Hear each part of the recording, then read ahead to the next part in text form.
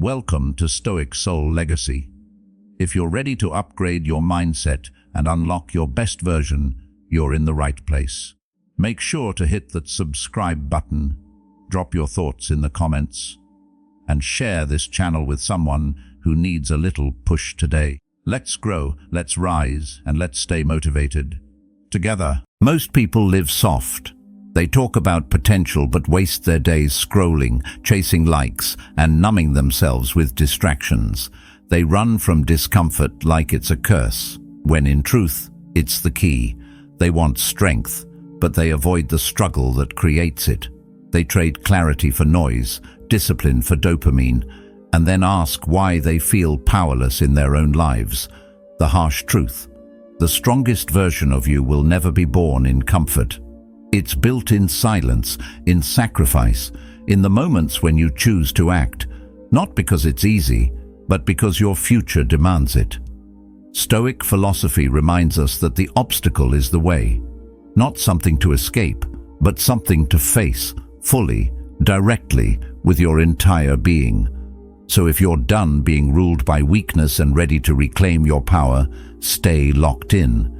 And if that speaks to something deep inside you, consider subscribing for you, for the part of you that refuses to die quietly. The journey starts here. Let's build a life that echoes.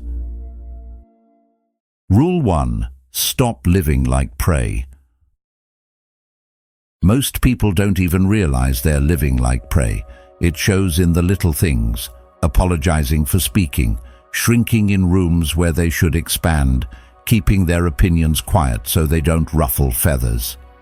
Prey moves through life carefully, always calculating how not to be seen, how not to be a threat, how not to take up space.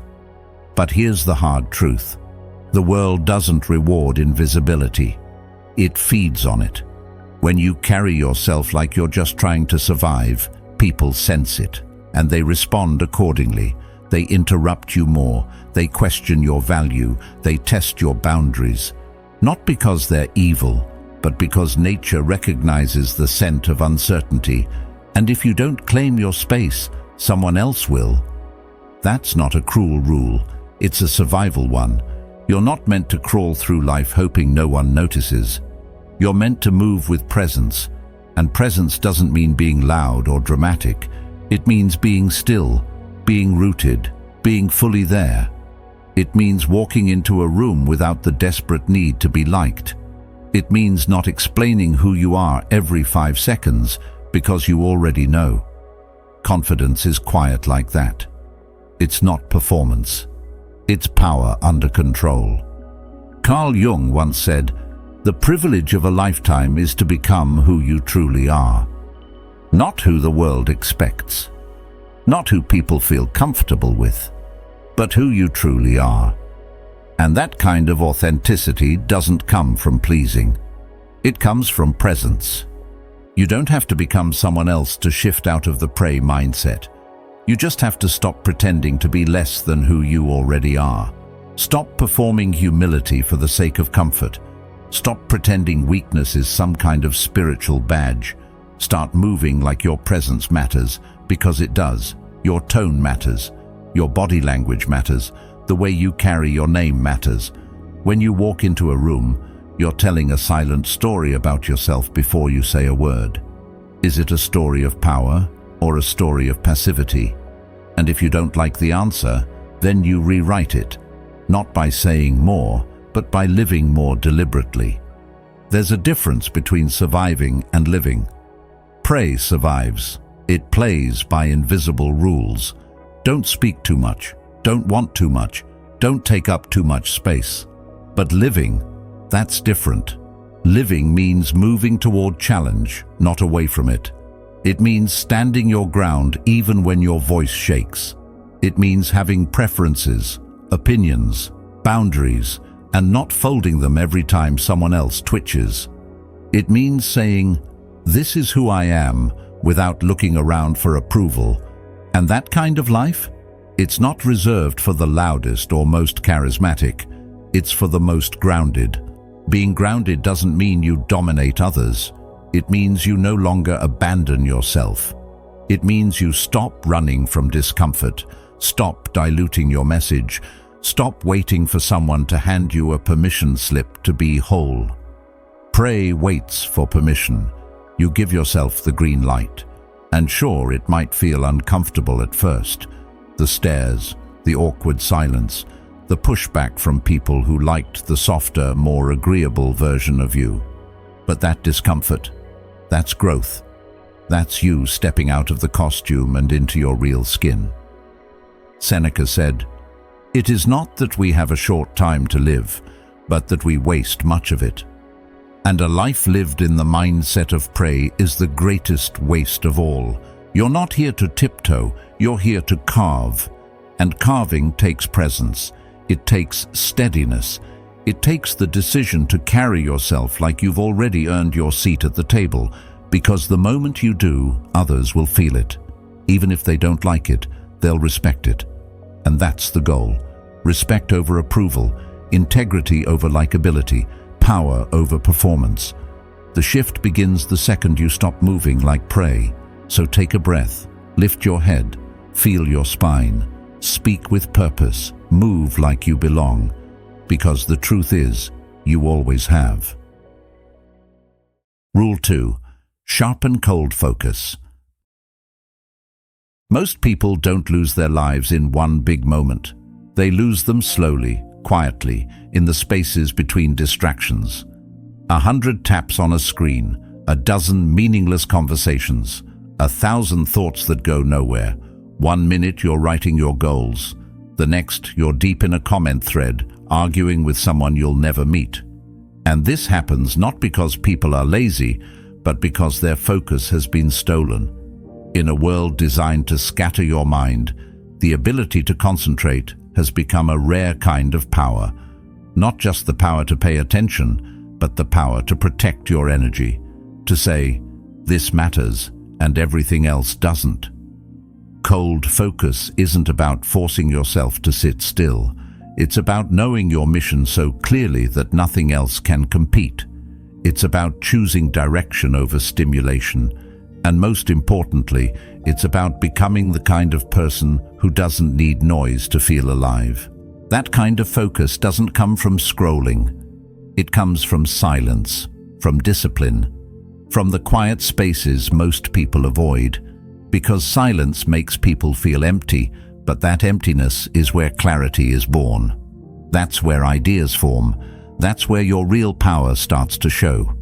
Every time you choose silence over scrolling, you reclaim a piece of your mind. Every time you protect your attention instead of handing it to the nearest distraction, you become harder to control. And in a world that profits from your distraction, being hard to control is strength. Think about the average day. How often are you truly present? How often are you doing what you meant to do instead of what grabbed your attention first? The truth is, most people live in reaction. They respond to notifications, not intentions. And that reactionary life steals their edge. You become the kind of person who finishes what they start, who remembers what matters, who follows through when others flake out. That's cold focus. It's not emotional. It's not fueled by hype. It's fueled by clarity. And clarity comes from asking hard questions. What am I really building? Who am I becoming by doing this every day? What would my life look like if I just removed the noise? These questions aren't always easy to answer, but they're necessary, because every day you don't answer them, the world answers for you. With distractions, with demands, with endless noise that feels urgent but means nothing. Cold focus is also about building your environment to support your mind, not sabotage it. You don't keep apps that drain you. You don't keep people around who pull you off course. You don't keep habits that reward short-term pleasure but destroy long-term peace. Focus isn't just about saying yes to your mission. It's about saying no to everything that weakens it. And when you live like that, when your daily choices match your deeper values, you stop feeling torn. You stop waking up tired for no reason. You stop wondering why nothing changes. You start moving like someone who knows where they're going. You start feeling proud of how you spend your time. Carl Jung said, "Who looks outside dreams, who looks inside awakes." That's what cold focus does. It wakes you up from the dream of distraction and brings you back to your real life. The life that's waiting to be built, the work that's waiting to be done, the version of you that's waiting to be lived. But you can't reach that version if your mind is pulled in 10 directions every hour. You reach it by choosing one thing and giving it everything. You reach it by letting go of what doesn't grow you. You reach it by becoming still enough to see clearly. Marcus Aurelius once reminded himself, "You have power over your mind, not outside events. Realize this, and you will find strength." That strength starts with focus. Cold, clear, unapologetic focus. Not the kind you use when everything's perfect, but the kind that shows up even when it's hard, even when you're tired, even when the world is screaming for your attention. You stay locked in, you stay committed, because you know what's at stake, and the more you protect your focus, the more it protects you from regret, from confusion, from the kind of life that just drifts by while you're busy doing everything but what matters.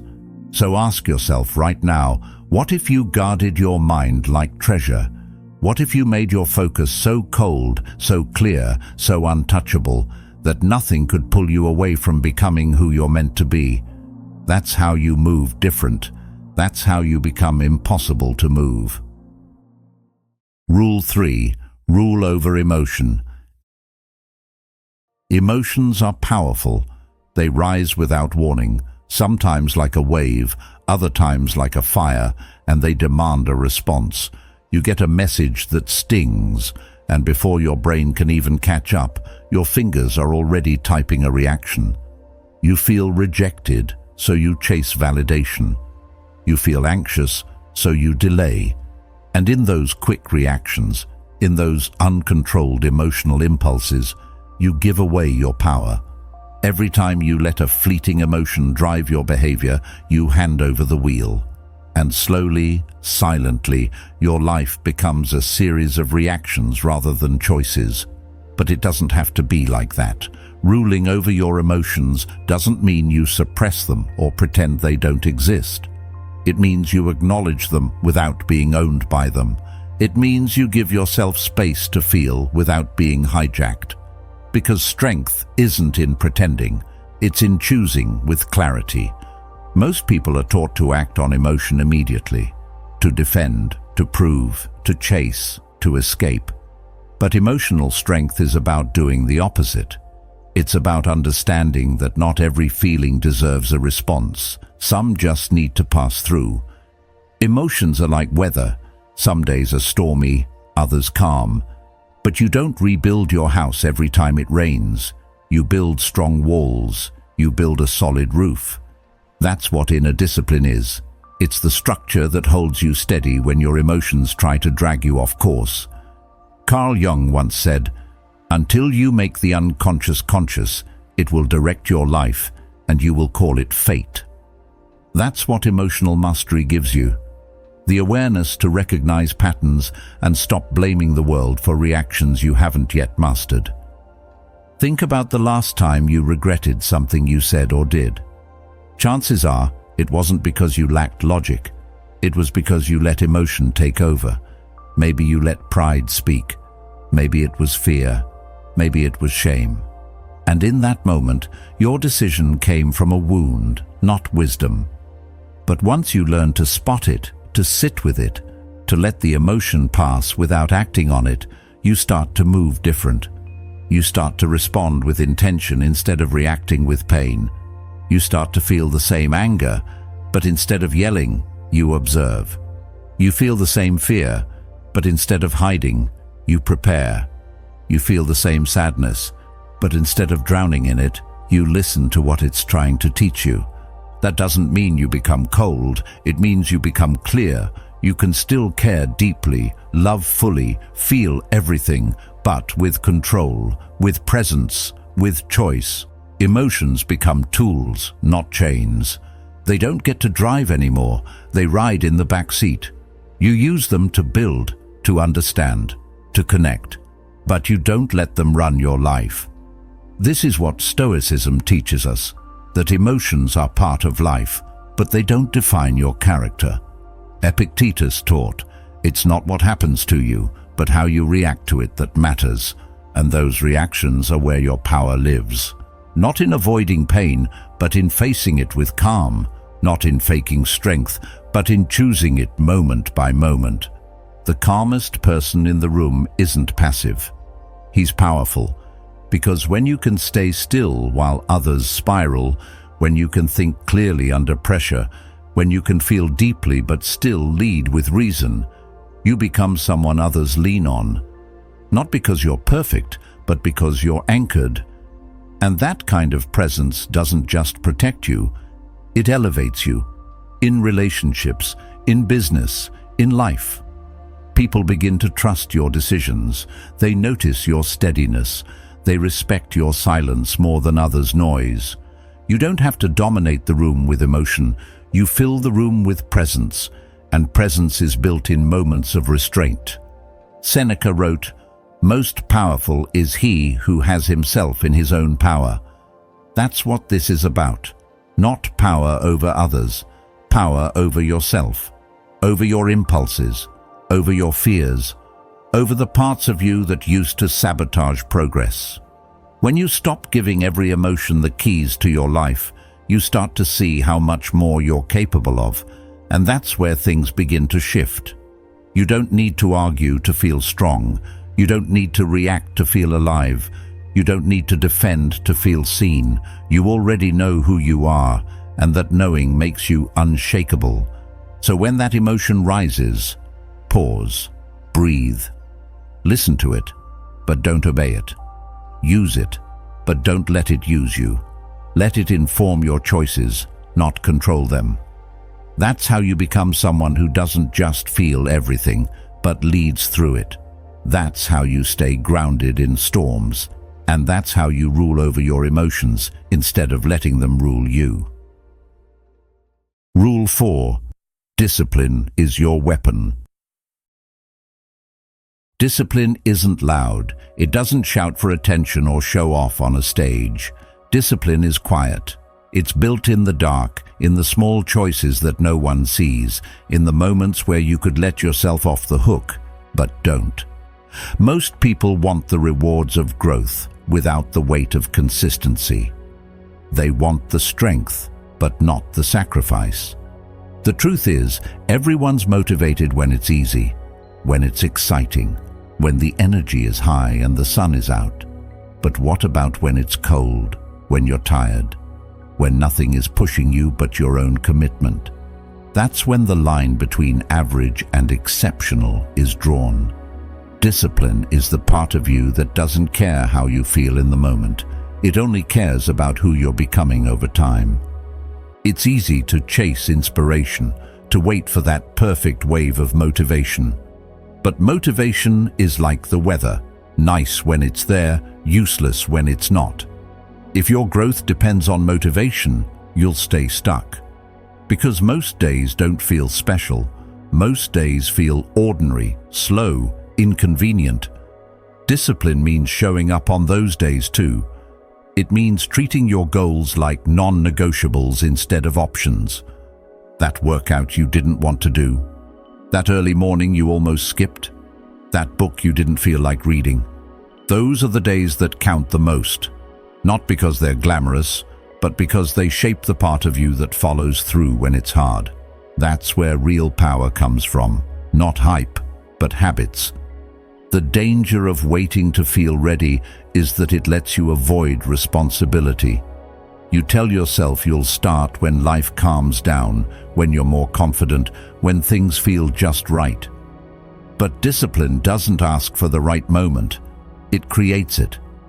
It's what makes you sit down and do the work even when your mind is pulling you in 100 directions. It's what keeps you focused when the world is filled with excuses. And every time you choose discipline over comfort, you build trust with yourself. You start to believe your own words. You stop breaking promises to yourself.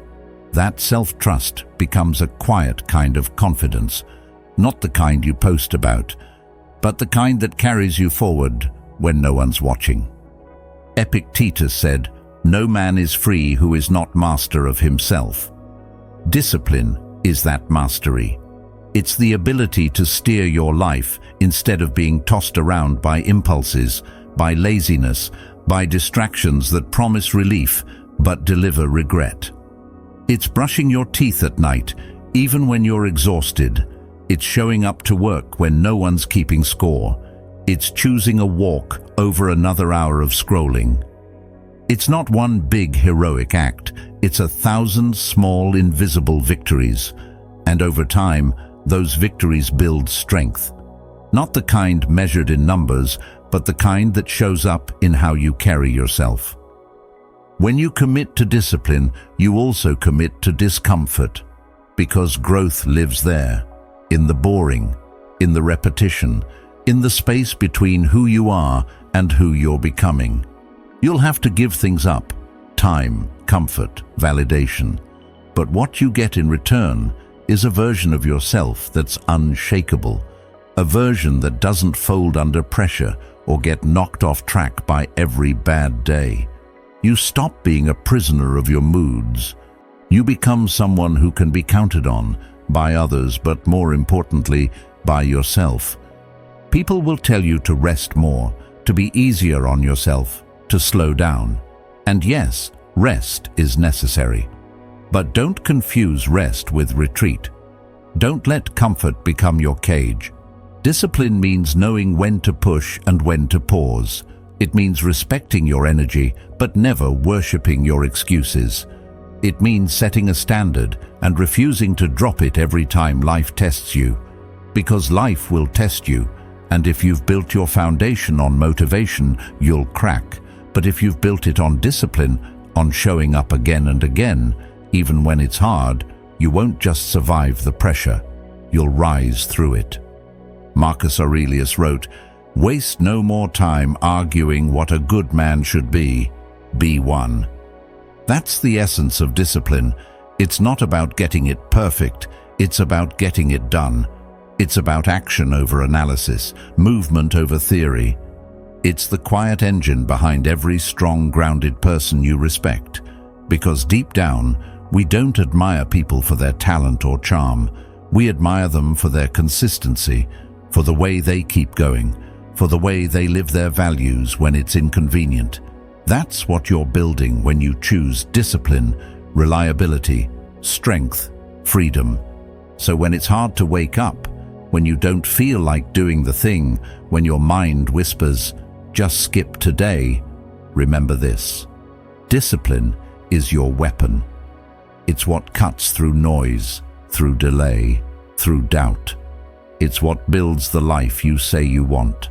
Every time you choose it, you win. Not loudly, but deeply. Not all at once, but forever. Be the one who follows through, especially when no one's clapping for it, because that's where the real transformation begins, and that's what makes you unstoppable. Rule 5. Detach from what drains you. Most people don't realize how much weight they're carrying until they finally let go. They walk around drained, bitter, tired for no clear reason, and blame it on bad luck, stress, timing. But deep down, they're not exhausted because they're doing too much. They're exhausted because they're holding on to things that no longer serve them. People, habits, memories, beliefs. So many of these things used to make sense, used to feel safe, but at some point, they started taking more than they gave. And yet, we keep them around. We convince ourselves it's normal to stay loyal to something just because it's familiar, even when it hurts. That's not strength. That's fear dressed up as comfort, and it's the reason so many people stay stuck. Detachment doesn't mean you stop caring. It doesn't mean you walk through life emotionless. It means you stop letting things own you. It means you stop measuring your worth by how much others approve of you. You stop letting someone else's chaos become your daily atmosphere. You stop staying in conversations that leave you questioning your value. There is nothing noble about constantly sacrificing your peace just to prove you're loyal. Loyalty should never come at the cost of your sanity. The truth is, most of what drains you isn't a mystery. You know exactly what it is. But naming it out loud makes it real, and real things demand decisions. Detachment is also about taking your power back from within, because it's not just people or situations that drain you. It's also your own attachments to who you think you're supposed to be. That perfection you chase, that pressure to never let anyone down, that fear of disappointing others if you choose yourself. These aren't just thoughts, they're chains, and the more you feed them, the more they blur your identity. You start living someone else's script. You become a character in a life you never wanted. And eventually, you wake up wondering how you got here. But the good news is, you can always cut the rope. Carl Jung once said, "The most terrifying thing is to accept oneself completely." That includes accepting that you've outgrown certain people, certain patterns, certain paths. Detachment isn't abandonment. It's clarity. It's recognizing what's no longer aligned with your direction. It's refusing to let guilt keep you tied to things that dim your light. Sometimes you have to leave, not because you're cruel, but because you're finally being honest about who you are, about what you need, about the kind of life you're building. There's strength in saying, "This no longer fits." There's courage in choosing discomfort now to protect your future peace. Because if you keep holding on to what's breaking you, you won't have the hands free to build what can grow you. People might not understand your distance. They might call it selfish. That's fine, because detachment isn't about them. It's about reclaiming your time, your energy, your focus. When you stop reacting to everything that pokes at your insecurities, you become lighter, sharper, clearer. You stop being pulled in 10 directions by emotional triggers. You start moving in one, your own. Seneca wrote, "Begin at once to live and count each separate day as a separate life." Detachment allows you to live again, to stop dragging the past into every present moment, to stop building your future based on who once hurt you, who once left you, or who still doesn't believe in you. You get to start fresh, not by forgetting, but by no longer letting it define you. Detachment is the freedom to walk away with grace. No bitterness, no resentment, just resolve. Most of the strength you admire in others doesn't come from what they hold on to. It comes from what they've walked away from. The version of you that keeps showing up for everyone but yourself, the one who tolerates more than they should, that version can't lead you where you want to go. That version has to be released, not judged, not hated, just released, because you've learned what you needed to learn. And now you choose peace, you choose clarity. You choose detachment not as a defense, but as a declaration. You are not here to be owned by anything, not a past, not a pattern, not a person. You are here to become whole. So whatever has been draining you, question it. Whatever keeps weighing on your mind, unpack it. And whatever doesn't align with your future, let it go. Because you don't need to fight for what's meant to stay. And you don't need to carry what's trying to fall away. You are not a storage unit for pain. You are not a backup plan for people who couldn't see your value the first time. You are not meant to stay small just to keep someone else comfortable. Cut the rope, choose freedom, and step forward lighter, clearer, stronger than before. Rule 6. Patience is savage. Patience has been misunderstood for too long. People hear the word and picture someone sitting still, doing nothing, waiting for luck to show up. But real patience, the kind that transforms you, is anything but passive. It's fierce, it's focused, it's the decision to pause when everything inside you wants to rush. It's holding your ground while others lunge. Not because you're weak, but because you know your time is coming. Most people live in a rush. They speak before they think. They move before they see clearly. They jump into relationships, into business deals, into arguments, all because they're afraid to wait, afraid that if they don't act now, they'll miss their shot. But that's how people get blindsided. That's how they hand over power, by moving too fast and thinking too slow. The truth is, everything powerful in nature takes time. Trees don't grow overnight. Storms don't form in seconds. The most dangerous predators don't chase everything that moves. They wait, they watch, they choose, and when they strike, it's with precision. That's the essence of real patience. It's not laziness, it's calculation. It's knowing that timing can be the difference between success and self-destruction. When you move too early, you show your hand. When you speak too soon, you give away your position. But when you wait, truly wait, you gain an edge that most people will never understand. Because while they waste energy on what's urgent, you reserve energy for what's important, and that difference compounds. Most people rush because they fear silence. They fear not knowing. They fear sitting still with their thoughts. So they talk too much, share too much, trust too fast. But silence is not your enemy. It's your advantage. The person who doesn't flinch when nothing's happening, the one who can hold still and stay composed while others lose themselves, that person always wins in the long game. When you rush, you invite mistakes. You ignore red flags. You break your own boundaries. You agree too quickly and regret too slowly. But when you practice patience, you create space. Space to see people clearly. Space to let truth surface. Space to observe without the pressure of reaction. And in that space, wisdom grows. Because patience sharpens your perception. It reveals what others try to hide. It makes you the calm eye in the middle of a storm. And that stillness, that's what makes people pay attention. Not because you're loud, but because you're steady. When you stop demanding instant results, you start building things that actually last. And this isn't about settling or lowering your ambition. It's about raising your standard. Anyone can rush. Anyone can post quick wins. But not everyone can stay patient enough to outlast the noise. The person who is still building after the hype fades, the one who keeps showing up even when no one's watching, that's the one who becomes a force. Because while others are chasing moments, you're creating momentum, and that momentum will carry you through storms that would have broken the impatient version of you. And yes, patience requires restraint. But that restraint is what gives your actions meaning. You don't speak often, but when you do, it hits.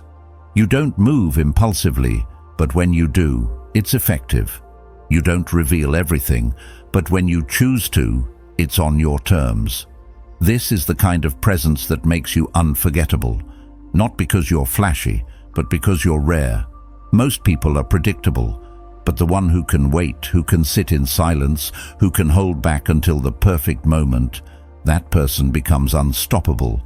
Because when they act, it's not a reaction, it's a decision, and it lands with weight. Aristotle once said, "Patience is bitter, but its fruit is sweet." It may feel uncomfortable at first. You may question whether anything is happening. But trust this, if you're building with intention, if you're aligning your actions with a deeper purpose, the results will come. Maybe not when you want them, but exactly when you're ready. Patience isn't just a waiting game, it's a growth strategy. It transforms your character, it refines your vision, and it filters out everything and everyone that can't stand the weight of time. So don't be afraid to slow down. Don't let the pace of the world force you into a race you don't even believe in. Move at your own rhythm, build with depth, choose stillness when it's right. And when the time comes, when the door opens, when the target's clear, when the path aligns, move like you've been preparing your whole life for it. Because you have. You've waited. You've watched. You've sharpened your edge. And now, when you move, nothing can stop you. That's the power of savage patience. It doesn't ask for permission. It waits, it strikes, and it never misses. Rule 7. Use silence like a blade. Most people today are afraid of silence. They rush to fill every quiet moment with words, noise, or opinions. They feel the need to explain themselves, to comment on everything, to constantly be heard. But the louder the world gets, the more valuable silence becomes. It's rare now, which is exactly why it's powerful. When everyone is shouting over each other to be seen, the one who holds still, who doesn't flinch, who speaks only when necessary, that's the person who stands out. And not just because they're quiet, but because they're intentional. Silence, when used well, isn't emptiness. It's a weapon, a tool that holds weight, a form of communication that speaks louder than noise ever could. There's a certain pressure in conversations to respond quickly, to prove that you're listening, to fill in the gaps. But what if you didn't? What if you just paused, thought longer, spoke less? You'd notice something strange happen. People start leaning in. They wonder what you're thinking. They try harder to read you. That mystery creates gravity, and that gravity pulls attention, not because you demanded it, but because you withheld just enough to make them notice. There's a difference between being silent because you're unsure and being silent because you're sure enough not to explain yourself. The second one carries weight. It's the silence of someone who knows they don't owe the world a reaction. Carl Jung once said, "In the silence of listening, the soul finds the path in a clearer light." That's what silence gives you, clarity. It's not just about how others see you, it's about how you see yourself. When you stop filling the air with noise, you start hearing your own thoughts. You start noticing things you used to miss. You start picking up on details, tone, tension, intention, that only show themselves when you're quiet enough to catch them. And in those observations, you gain power.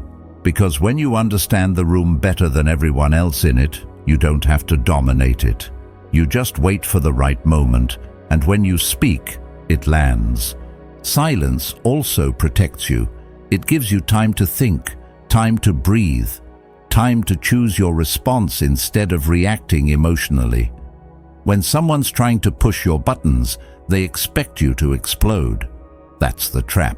But when you don't give them the reaction they want, they lose control. Your silence becomes pressure.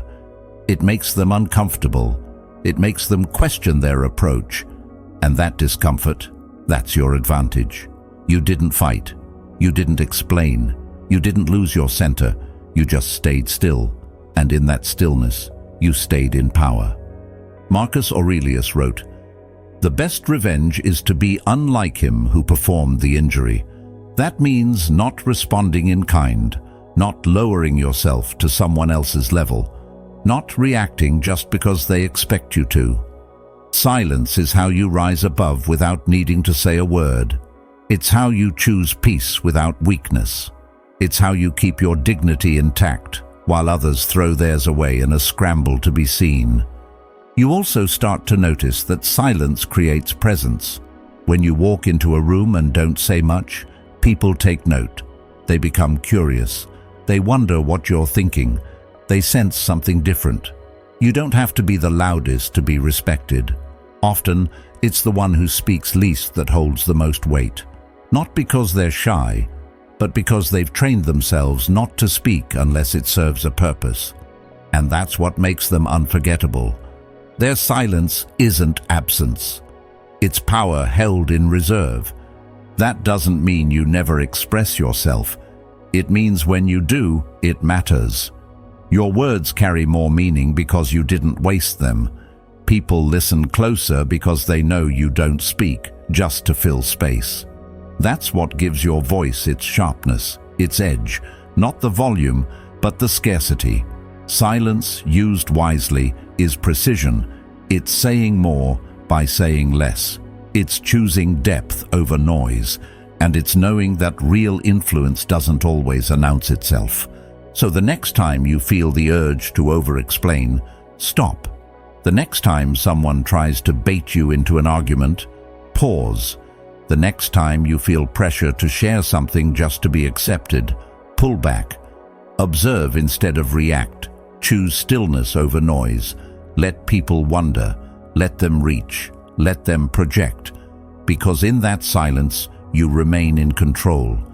And in that control, you build something most people never will. Respect without demand, presence without performance, and power without noise. Rule 8. Command respect without asking. Respect isn't something you ask for. It's not something you earn with words or win by charm. It's something you build, moment by moment, through the way you move, the way you hold yourself, the way you respond when no one's watching. People don't respect you because you want them to. They respect you when they see you live with principles and refuse to bend them for comfort or attention. That's the core of it. If you chase respect, you hand over the very power that creates it. The moment you try to prove your worth, you lose a piece of it. But when you stand solid in who you are, when you no longer need to be liked to feel whole, that's when people start paying attention. Real respect is built through action, through consistency, through quiet strength. It's built when you say what you mean and mean what you say, when your words match your behavior, when you don't tolerate being spoken to a certain way, even if it means walking away. It's built when people see you stay calm under pressure, when you don't explode just because the situation got tense. It's built when you follow through, not just on promises to others, but on the ones you make to yourself. Because how you treat yourself is the foundation of how others will treat you. If you let yourself slide on your own values, don't be surprised when others do too. Carl Jung once said, "The world will ask you who you are, and if you don't know, the world will tell you." That's the danger of not owning your space. If you don't set the tone for how you want to be treated, someone else will do it for you, and it won't always be with respect. That's why you have to lead with clarity, not by demanding respect, but by embodying it. You don't need to yell, you don't need to flex, you just need to move in a way that says, "I know who I am, and I don't need your permission to be it." People feel that, they adjust around that. But commanding respect also means enforcing consequences. That's where many people fall short. They set boundaries, but don't follow through. They say they won't tolerate something, but when it happens, they excuse it, justify it, or stay silent. That gap between what you say and what you do, that's where respect disappears. Because people don't listen to what you allow once, they watch what you continue to allow. And if they see that your boundaries are more like suggestions, they'll start treating them like that. It's not about being harsh, it's about being firm. You can be calm and kind, and still be non-negotiable about how you expect to be treated. Respect also comes from doing the things others avoid, from showing up when it's hard, from not making excuses, from staying grounded when life gets loud. When people see that you're not easily moved, that you're not chasing attention or crumbling under criticism, they start to see you differently. They realize that your worth isn't tied to external noise. And in a world full of performance, that kind of presence becomes rare. It becomes respected. You don't need to convince anyone. You just need to be someone they can't overlook. Stop explaining who you are and start showing it. Stop trying to win over people who don't value you and start living in a way that makes them reconsider. The goal isn't to be feared. It's to be respected for your clarity, your strength, your refusal to bend for approval. People remember that. They respond to it. And they start showing up differently around you, not because you demanded it, but because you modeled it. So if you want respect, stop chasing it. Stop begging for it in relationships, in conversations, in crowds. Build it from the inside, and then live it on the outside. Speak less. Hold your line. Stay true to your word. Don't react to everything. Don't try to be everything to everyone. Just be solid. Be someone people know they can't shake. Be someone they watch carefully because they know you move different. That's how you become unforgettable, not through noise, but through silent strength. That's how you command respect, without ever needing to ask for it. Rule 9. Build a legacy, not just a lifestyle. Most people are busy chasing a lifestyle that looks good on the surface but feels hollow when the lights go off. They chase comfort, they chase attention, they chase temporary highs dressed up as goals, and they live in a cycle of quick wins and shallow applause, constantly needing something new just to feel alive for a second. But that kind of life fades fast. It doesn't leave a mark, it doesn't echo, it vanishes the moment the noise dies down. That's the danger of building for now instead of building for always. The question isn't, how good does this feel? It's, what will this mean when I'm no longer here to explain it? That's what legacy demands. It asks you to build not just for your life, but for the life that comes after you, for the impact that speaks in your absence. Building a legacy doesn't mean chasing fame.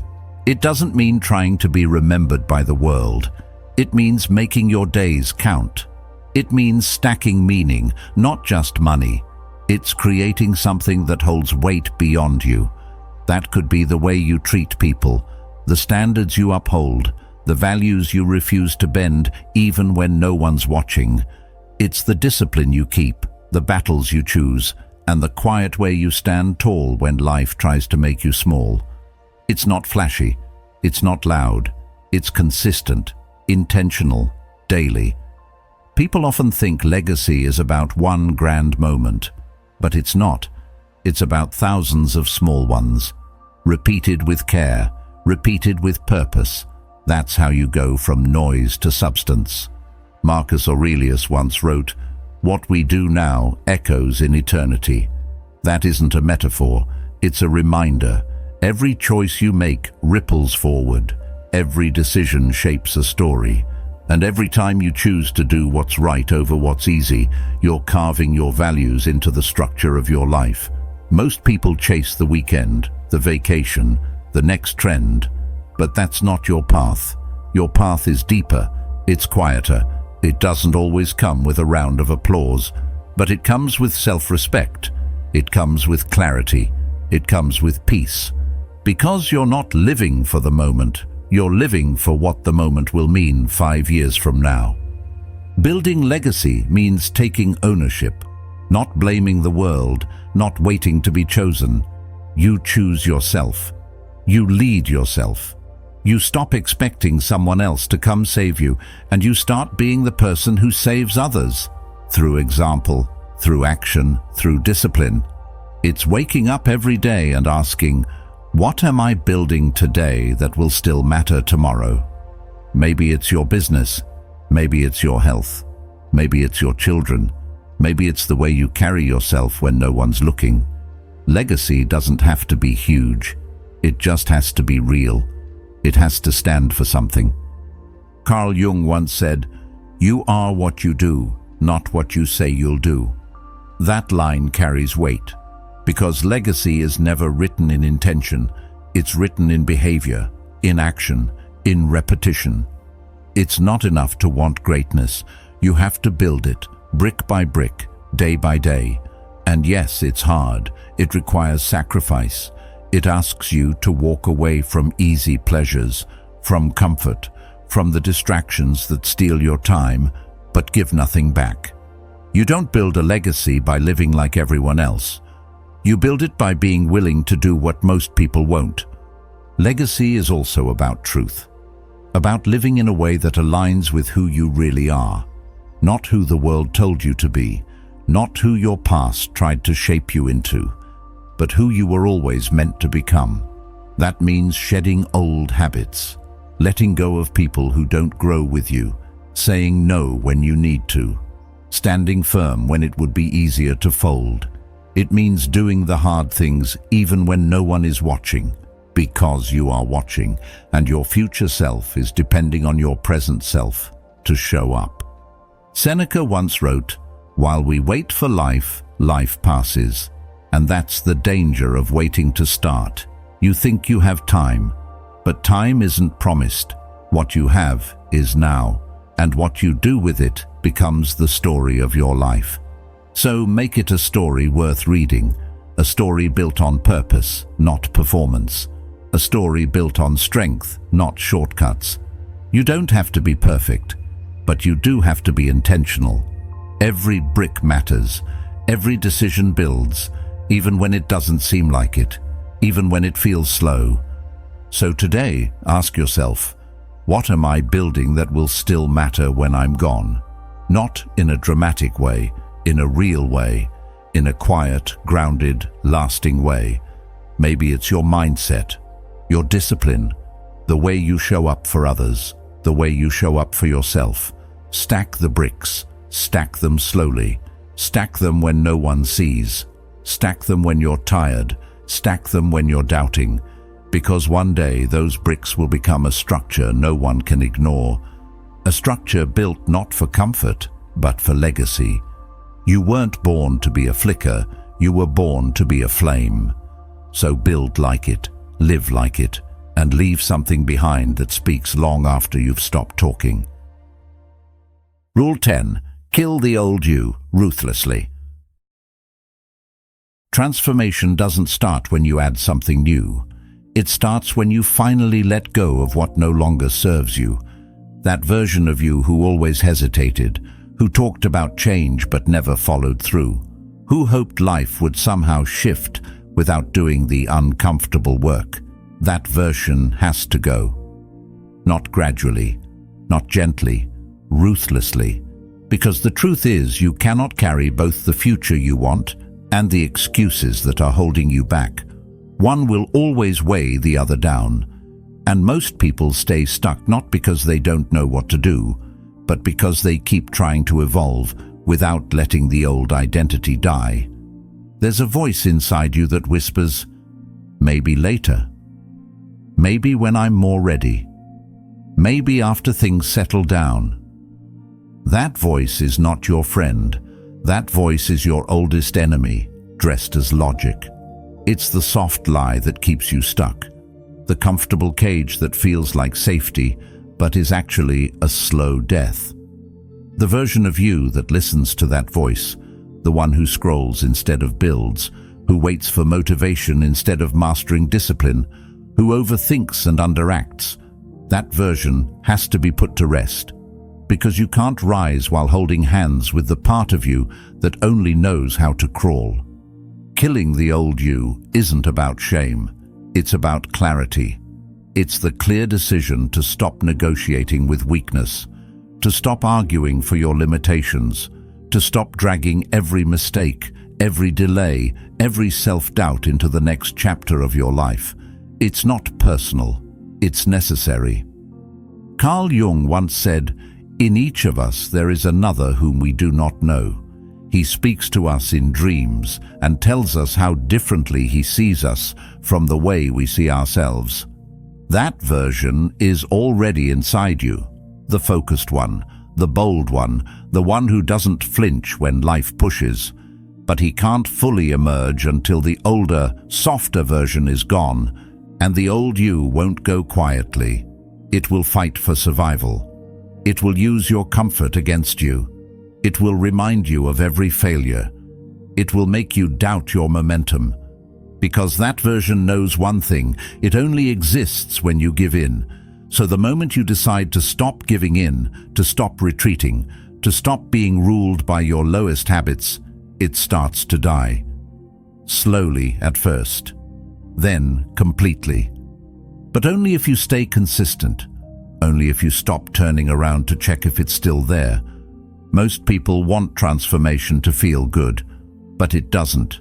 It feels like loss, like letting go of a friend who always kept you company in your worst habits, like deleting numbers, like changing your routines, like saying no when it would be easier to say yes and avoid judgment.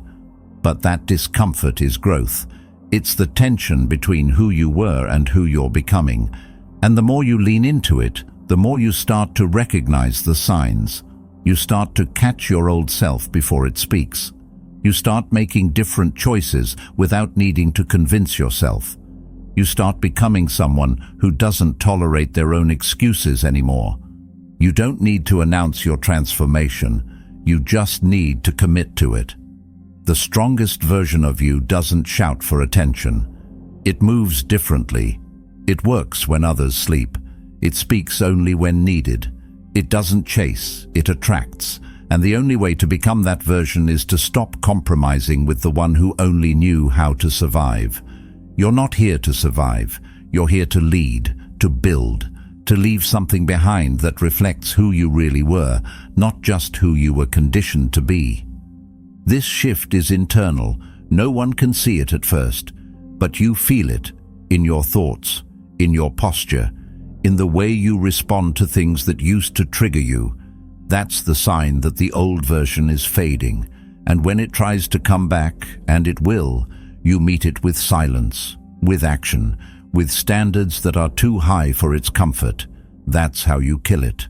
Not through drama, but through decisions, through boundaries, through the quiet statement, "I don't do that anymore." This is your moment of separation. The moment you look at the habits that drain you, the mindsets that trap you, the patterns that betray you, and say, "No more." Not with emotion, but with clarity. You've already outgrown that version. Now it's time to bury it. Burn the bridge, cut the rope, lock the door, and never open it again. The person you're becoming deserves full access to your energy, not shared custody with a version that only ever slowed you down. So walk forward, clean, focused, unapologetic, because the only way to rise is to leave behind the weight that was never meant to come with you. And once you do that, nothing can stop you, because you're no longer divided, you're aligned, and that's where real transformation begins. The old you was just the training ground. Now it's time to become who you were always meant to be, deliberate, disciplined, unstoppable. If this message spoke to you, there's another video waiting that will take you even deeper. Watch it next. And thank you for being a part of Stoic Journal.